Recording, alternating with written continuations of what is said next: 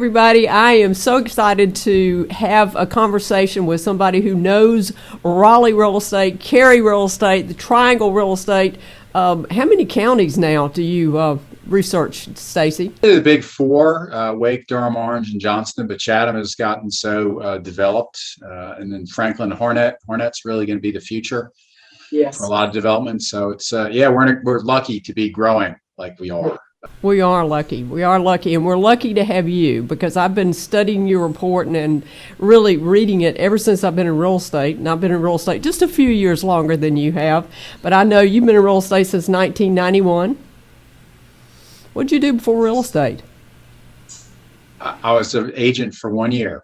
Oh, wow. I didn't know that. That's my first job out of college was with Frito-Lay. So I did that for 2.5 years. Oh, good. Well, all that experience, you found your niche. You've certainly helped me and my people and my team know more about what's happening and try to keep up with local real estate. I look at a lot of things that are national, but man, you really bear down. You dive deep when it comes to local real estate. So I just want everybody to know just the importance of your research and your experience over the years. You've been an appraiser. You've also been an agent. I didn't know that, but you've got a website where you say "Ask the Experts" video that you do for the Raleigh Board of Realtors that I think is phenomenal. How long have you been doing that? Well, we're not doing that anymore. We probably did that for about 10 years. When they had a change in administration, they decided that was it'd be easier. The readers wanted something computer generated and in 2 minutes or less. And so we decided to not do it. That brings a question. How long does it take you to compile all the statistics that you do? Well, the writing of the report's probably about page 2, which you just got an email this morning, that's probably an hour, depending on how, what the topic is. It's probably about a 3 to 5 hour process each month. In the quarter, I've got a bunch of different, all the things I do with the county. So yeah, it's as savvy as I am with hunting and gathering data, it's still a lot to put together. I know it is, and I really appreciate all the time and the effort that you do to make us be more professional, be able to help our clients better. So that's great. So let's just start out. There's a lot of hype in the media about real estate. Of course, we're always in the news, but reports are showing increase in inventory. What's your take on all of the news hype? Well, remember that the real estate or the media is sadly headline driven, and sadly consumers are headline driven, where they will click on that and then read like a couple sentences and that's it. So for people that write like me, that's very discouraging, and journalists suffer the same thing. They put a lot of effort into their articles. So yeah, we're still the media is kind of I'll say consumed, but the housing bubble is what they like to look at. They're looking for another one. Obviously, the Great Recession was part of the first housing bubble, and so when you had this unprecedented increase in house prices over the past 2 years, they're thinking, "Oh my gosh, what goes up has got to come down," and in order for that to happen, you have to have more inventory. And so that's really what's happened now. And really the key nuggets that they're dropping into is the number of inventory, the total amount of listings, and then the number of listings that have had a price drop. So in this month's report, I kind of addressed both, specifically price dropping, because some of the price dropping metrics, and so price dropping is defined as listings that have at least one drop from original lists. They may have 2, they may have 3. I just pick them up as one. So the numbers this month were in the high 2 digits and some the low triple digits. And so when I see something like that, I've been doing this for such a long time, I think I made a mistake. So I go back and I double check it. And yeah, so I think the number was something like 90% compared to June of last year, which is a tremendous amount. And so you're going to get people like Redfin jump on that, and they track that, and so that's going to be fed to the national media. And like, oh my gosh, house prices are dropping, house prices are falling, and that's where we get into a slippery slope in terms of communication, because the consumer is just going to log on to that and say, oh my gosh. And so the challenge that I have and other people that report articulately on the market is to kind of explain and give it some context. And so what I did with the price dropping metric was I compared it to June of 2 years ago and to June of other years. And it really is right in line with what we've seen. And in essence, June of last year, only 10% of active listings had one price drop. And that was that was a historical anomaly. It's never been that low historically over time. And it really did pick June, but most of the months you're going to see about a third of end of month inventory have at least one price drop. So my opinion and my statement was that price dropping in June of this year returned to its normal level. That's interesting. Has the merge of MLSs, you study statistics, has that influenced your numbers at all?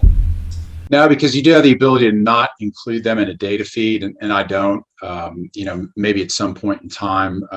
One of the things that I have to watch is that, just like an appraiser, I need to be competent in what I'm writing about.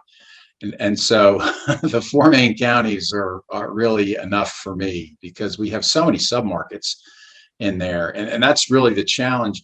It's a little bit easier for me because I'm dealing with a bunch of data, but with your agents, when you maybe go to list one in Hazentree and Wake Forest, and then maybe something inside downtown Cary, and then maybe you go to Fuquay, and then maybe you go to Nightdale, those are all different submarkets, and you can have totally different market conditions in those.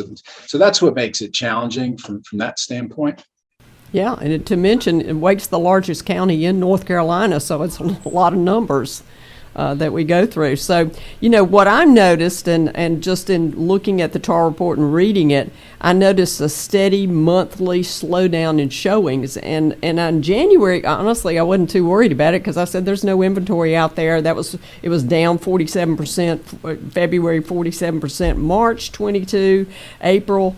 And then I got this month's report, or May's report, I think, and it was down 47% showings. And of course, showings are indications of, future sales. So I was concerned about that. I was surprised. What's your take on that, showings? Well, I think one of the things that showing data, I've become less and less, I won't say observant of, because I do track it on a monthly basis, but when we got to this in the last year of people buying, making an offer on a house sight unseen, that's not a showing, right? So I'm not sure.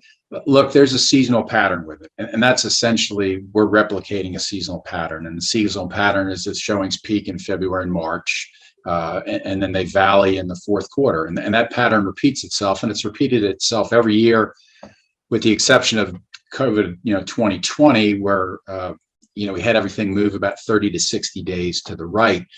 So I'm not sure that showings are as correlative, if that's a word, to activity as they have been in the past, because I'm not sure they're picking up the bulk of activity. I think they're, metrics we don't have a handle on is you have a handle on how many people are eyeballing your listings on your site.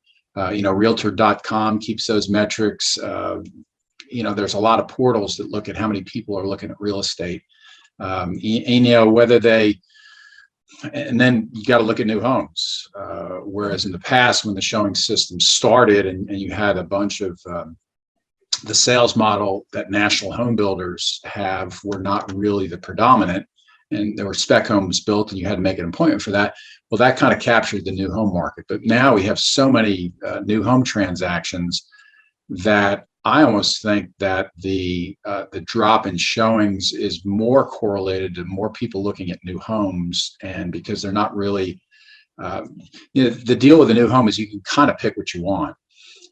with a resale, especially last year, it was this crazy feeding frenzy. And I think I know a lot of buyers just said, I'm not playing in that space anymore. So they decided to change their geography or change their house size and go to new homes where at least you knew what you were getting, you knew the lot you were getting on. And that whole emotion of bidding, and you've seen it in your office. I've heard about it. You had buyers try and get 10 houses, 15 houses, and they went 0 for it. So there's not that there's an emotional aspect to buying a house, especially when you're in a culture that says, if I want something, I can get it, especially if I have the money to get it.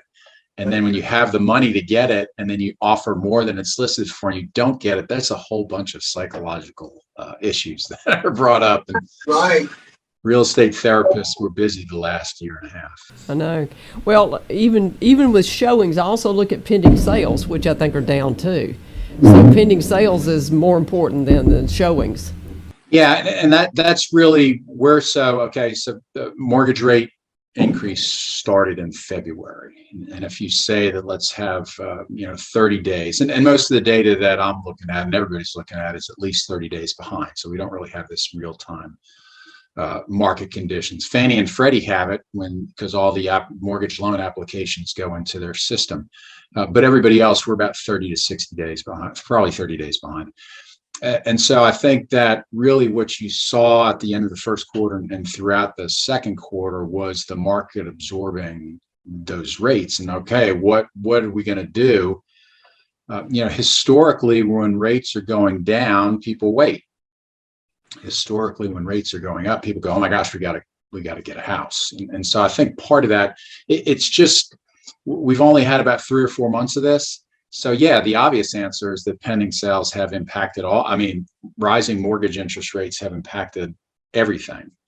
But to the extent that we can quantify, it's still too early. And probably, in my opinion, we won't be able to pick it up until third and fourth quarter. Mm-hmm.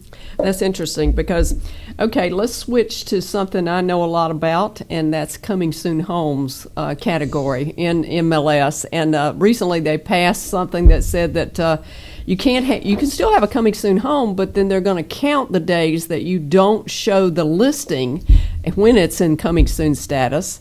And I think that's going to give the public kind of a weird view of the market. What's your take on that? The godmother of coming soon. So this month, the number of coming soon listings were down. They peaked at about 20% last year. This year, they're about 10%, and they're dropping. Days on market, though, were not impacted. Days on market was about flat compared to where it was. What it did do was the other metric that I tracked is number of resales listed with a days on market between 1 and 30. Those exploded. So that's just kind of that coming soon pile of data moving into the days on market between 1 and 30. So I don't think that I don't think it's going to have an adverse effect on the overall days on market number, but it is a strategy that you were super familiar with, and it was a strategy used by yourself and your peers last year. You're right. So I think it influences your strategy more than it does the numbers that I am. Okay. All right. Well, that's good feedback on that.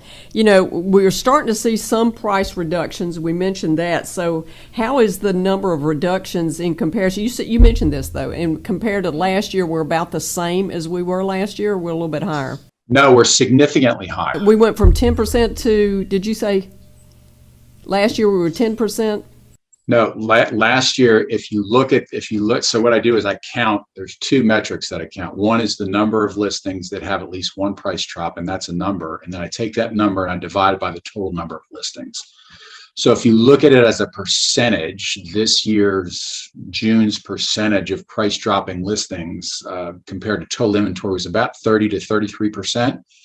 Last year was about 10%. Yeah. So that's a huge increase. But if you go back 2 Junes ago, it was about 30%. And if you go back 3 Junes ago, it was about 30%. you have to go back to the recession where it pops up to about 50 to 60% of the market.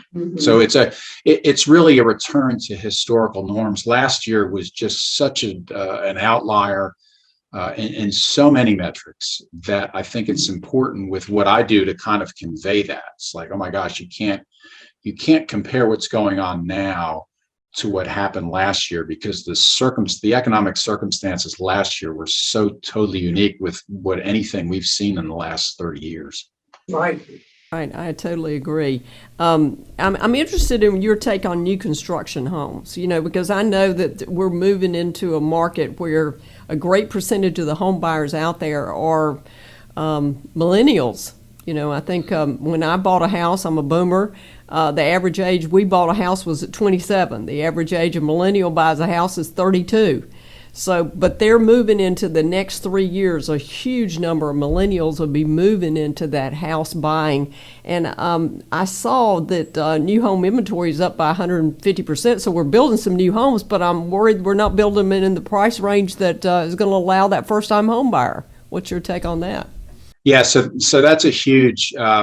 I'm not sure. I think the really smart people running these home building companies are aware, but they don't really want to say anything because it's a really scary number. Matter of fact, I wrote specifically about that in my June report, and I gave an example of a couple that bought a house in December of 2020, which was the low point. I think 2.38% was the low for that. And then I looked at what that house was in terms of size and year built. And then, how much did that cost? And so then I carried it forward to June of this year. And I said, how much, did that sell for? And there's probably about $150,000 change in that. So that's fantastic, right? But the problem is that 2.38% is dramatically different than 5.5%. And so if you wanted to go and move up, so there was about a 2,000 square foot house built in 1991. If you wanted a new home, meaning that you want something bigger, you don't want that 2,000 square foot house. So I bumped it up to about 3,000 square feet. In Wake County, that's about based on active listings, and that's a decent sample. It's not certainly everything, and you can get alternatives in different price points. It's about $650,000. So that really almost doubled the monthly mortgage payment. And I think you're going to have, so look, the new home market is like, hey, you got to get into a new home. You got to get into a new home. So part of that has been like apartments. Okay, well, we got them. It's just really a straight up competition between new and resale. But once you're in a house and they're trying to convince you to get a new home, that argument is now, it's hurricane-like winds, not just headwinds, because you're looking at, look, in a 2-year period, if you had the right stock, you've done really well. If you've had the wrong, so Apple still has done well compared to December of 20. Facebook has done terrible. So it depends on where you've had your portfolio. But if you're talking about almost doubling a monthly mortgage increase, I know wages have gone up, but I don't know of many households, unless you are super trying to stretch yourself, where somebody's going to sign off on, hey, honey, I think doubling our mortgage payment is a good thing to do to move up. Right. And that's just kind of, people are sitting down at the dinner table, the breakfast table, and talking about that. And when you run I ran them, and I went, holy cow, that's not like $50 a month or $100 a month. But I think the mortgage payment back in December of 2020 was about $1,200. And now it's about $3,000 if you want to move it up, so that's a huge headwind that I think they know they're coming. I don't know how you react to that, but I think that's something to look at as we go into the third and fourth quarter, because interest rate trends are upward. They're not downward, and they're not flat, because inflation is still way above where they want it to be.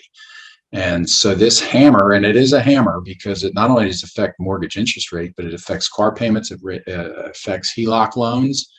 There's a lot of things that it influences. And so, the other thing is, hey, let's add on to the house. Well, we got all this equity in here, but our HELOC used to be at 3.5%. And suppose we want to, do a $200,000 home renovation. Well, $200,000 borrowed at 2.5% is different than $200,000 borrowed at 5%. So we have not seen the influence. I mean, this is still the onset of what's going to be really challenging market conditions. Yeah, I think so too. And it proves to me, something I saw back in the 2007 when the market for the Great Recession went down. We'd see what was happening, let's say in 2006 or before it happened, we'd see what was happening on the West Coast, and we'd say things like, oh, that's never going to work here. That's never going to happen here.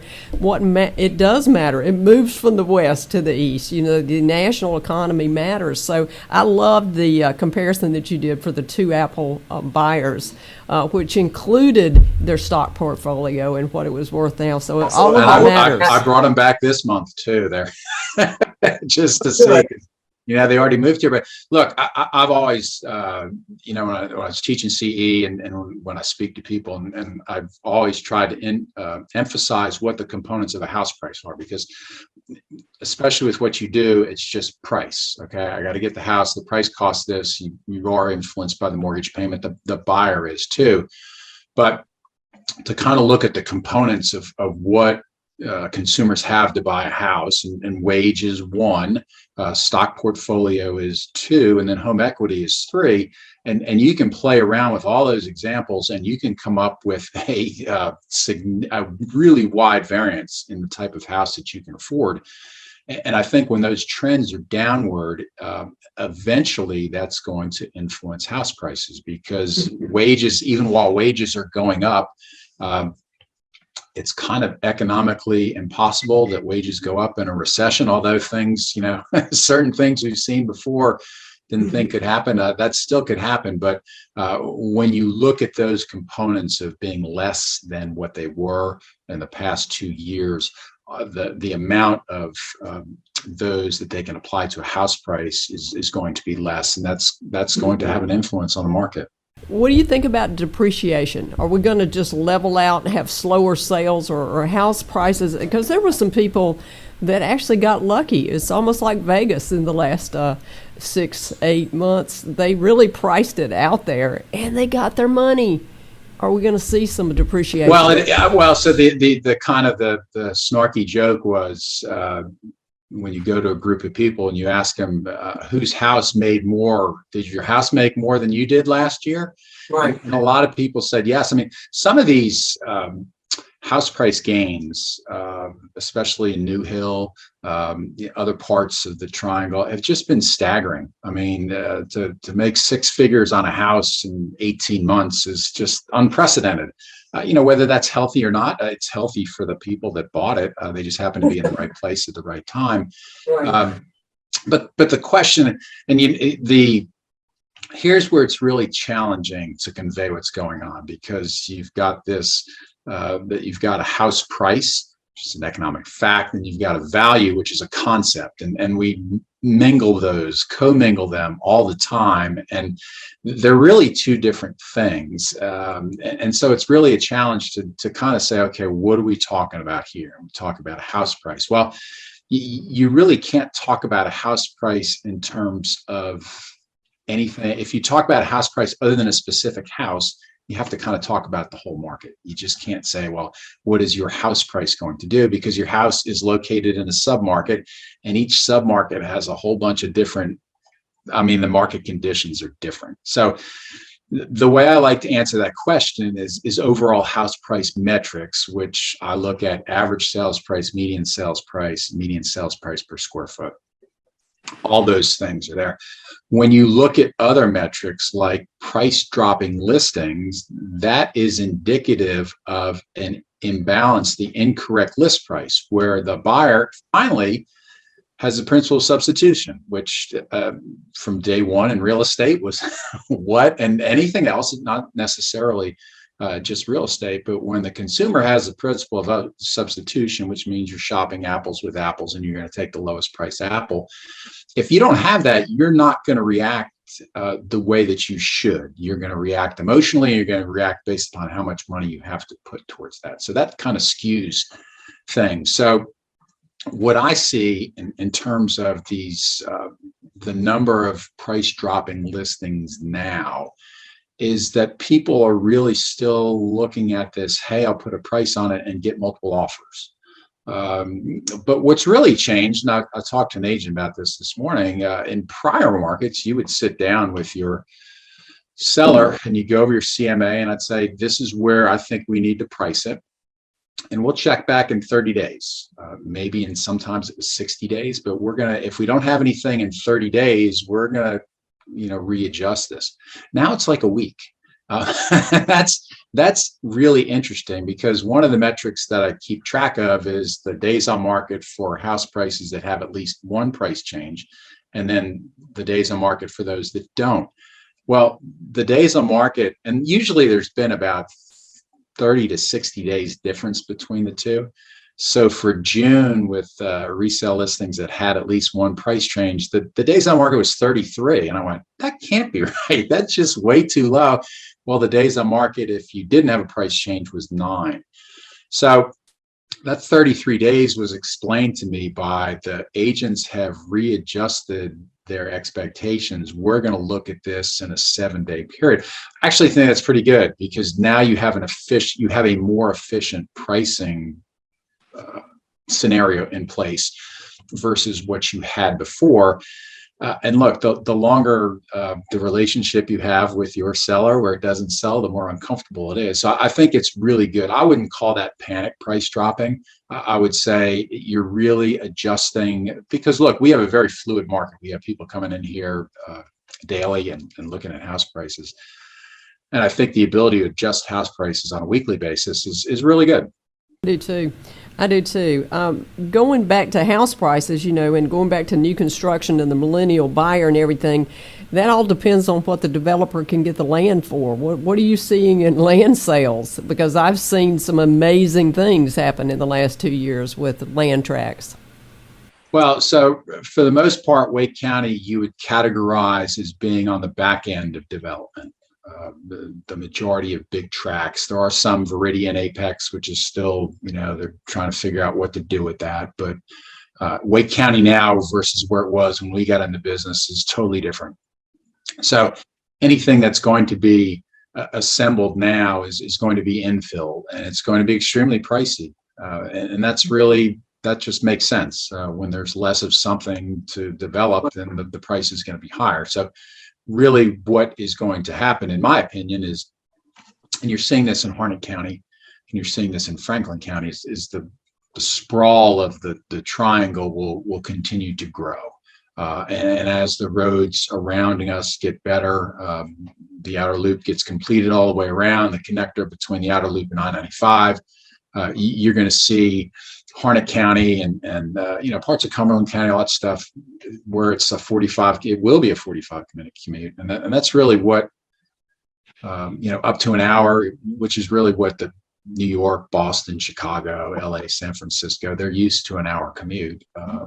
So I think that's really what you're going to see, because unless we have a total, if we go back to the Great Recession, where you had people getting over leveraged, developers getting over leveraged, and all of a sudden somebody pulled the carpet on it and everything delevered quickly. And then you had a bunch of land in some stage of development that the banks got back. I don't see that happening. That's we have to have overbuilding. You don't see builders overbuilding. No, there's too many things that, first off, and this is just my opinion. If you look at a builder as a manufacturer, and the manufacturer had a full complement of labor and a full complement of parts, in theory, they're going to build at 100% of capacity. Builders are not in that at all. I'm going to guess they're at 70 or 80%. I don't think I'm totally wrong on that. I think I'm pretty close. So I don't think we're at this you're going to add too much. And look, I don't know. So this whole shelter thing is a really interesting topic to discuss, because it not only does it apply to fee simple ownership, but it also applies to rental property. And it is a huge answer to the homeless population, which is just something that I think we're all going to have to get our hands around, in terms of saying, this mentality of overbuilt, we can't, I mean, if you read anything about the amount of shelter that has been created in the past 15 years, the past 20 years in this country, it is significantly below what demand is. So you could flood in a whole bunch of builders and a whole bunch of labor, and we won't catch up. So I'd like to take overbuilding out of the conversation, because when that word gets thrown in, then the homeowner goes, oh my gosh, my house value is going down, and they bow up against it, and they say, no more houses here, I don't want it. And that, we can't have that. Yeah, I looked at the statistic, and it said, I think for the last 14 years, well, for the last 50 years, we've been above, but for the last 14 years, we've been below what we need for housing. So I think that's accurate, and I think that's a great thing for homeowners to know, and for agents to know, that they're not going to overbuild in their house. It may not appreciate at what it once was. You know, I think in the last 24 months, some areas appreciated 25%. I've never seen double, I've never seen 20% plus appreciation. No, and neither have either myself or my appraisal peers or anybody that analyzes the market. And some of those have been 3% per month. So it's just, and I think that's one of the things that people, hey, I like that. That's really cool. And it not sustainable and not healthy, certainly not healthy, especially if you've got you're our age or younger, and you've got a son or daughter that just graduated college. You say, hey, I'd love to, my first townhouse in North Raleigh was $55,000. I had to have a negative AM mortgage to get into it, but I got into it. It's tough to say that your first, your entry level property in Cary, Apex, Morrisville, or North Raleigh is $400,000. That's a big house. That's a big mortgage payment, especially now that it's 5.5% instead of 2.5%. That's exactly right. And I think about the, average price range in California is double what we are, and it's hard. We've doubled in such a short period of time. But so anything else that you could say to agents and that you would tell them going forward, this is what you need to focus on when you're helping a home seller decide on price or decide whether to sell in this market? Well, now buyer agents are super attentive to mortgage rates. I don't know that those who list are as attentive to that, but I think we all, appraisers, agents on both sides of the fence, because this is unprecedented territory for all of us, for this type of increase to happen in such a short period of time, with the majority of opinions stating that it will do this for the third and fourth quarter until inflation gets under control. So none of us have any experience with this. When I got out of college in 1982, my dad was in title insurance, and I think that was the last that we had of inflation. Gerald Ford had his Whip Inflation Now button out there. You remember that? And so there we go. There's 40 years of knowledge that nobody has any concept, and the Fed bankers don't have any concept of that. So they're having to go back in the history book. So to think that the practitioners have any idea or can be predictive about what it's going to do, not there. Market conditions are going to change on a daily basis. Inventory is going to come on the market on a daily basis, and it will have their price adjusted on a daily basis. What I wrote in my June report, though, is pay more of attention to new construction, because new construction, their pricing model kind of got in at the end of the dance. They saw all the multiple offers and the bidding on resales, and they said, "Hey, we'll do this, and we'll release a section of townhouses. We'll release a section of single-family houses when we have them sheetrocked or in roof, and then we're going to put a price on them, and then you're going to bid on them." Well, they got some of that. But now I've started to see, and that's one of the reports that I do put up on my site, there are new home subdivisions with more inventory, and we have new home subdivisions that are actually dropping list price. So that did not happen last year at all. So as in prior markets, new construction really is it, unless you have a complete unique resale property that new construction doesn't compete. New construction is really dictates where house prices are going to go. And I think where you didn't really have the ability last year to say, hey, these listings are available within this subdivision, I think you're going to see that now. And I think you're going to have to price your listings off of that, because most of the metrics that I track in terms of list prices or resale listings that struggle, which are those that drop list price, those that go to a status of expired, those that have been on the market longer for the average days on market, those were all built in the 90s.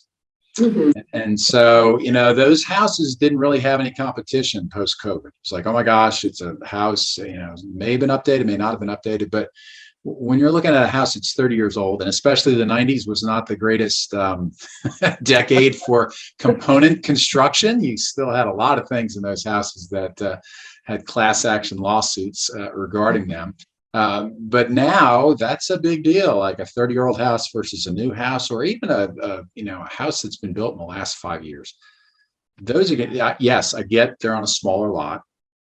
They may or may not be smaller, but never underestimate the difference between a brand new house or a house that's a couple years old versus one that's 30 years old, because the stuff that you have to do to a 30 years old is all 5 digits. There's no $100 fixes to those houses. Yeah, I've always said the resale, which I specialize in resale, but we're always outnumbered or we were always outdone by new construction, because if people have a choice, they'll buy new as opposed to resale, except for some very specific things that they might want. So I appreciate that.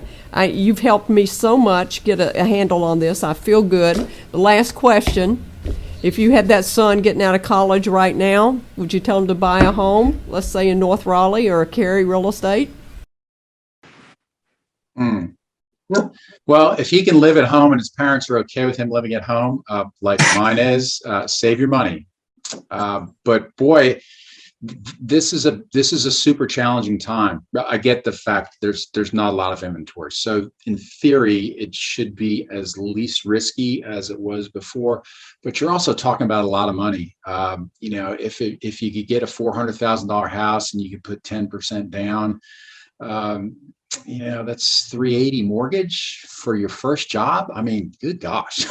Even if you put 80%, $80,000 down, a $320,000 mortgage for a single person is big. Now, look, we're blessed with people that make salaries to do that. But if you were to look at the total population, say just take the 22 to 30-year-olds that are not married, you're really about 70% of the market is really going to struggle making that. And so I think that's not good. Like when go back to my townhouse in 1983, there were plenty of things to pick from. And there were plenty of, and yes, that was a big mortgage at the time, but it wasn't, it wasn't $3,000 a month. So right. Those are the issues that I think we kind of overlook in terms of saying, hey, especially if our sphere of influence is, I'm married to a college graduate. I'm a college graduate. Both my kids went to college. They got a job at a law firm. They're working with Cisco. They're working with Citrix. They're working with Red Hat. They're working with Apple.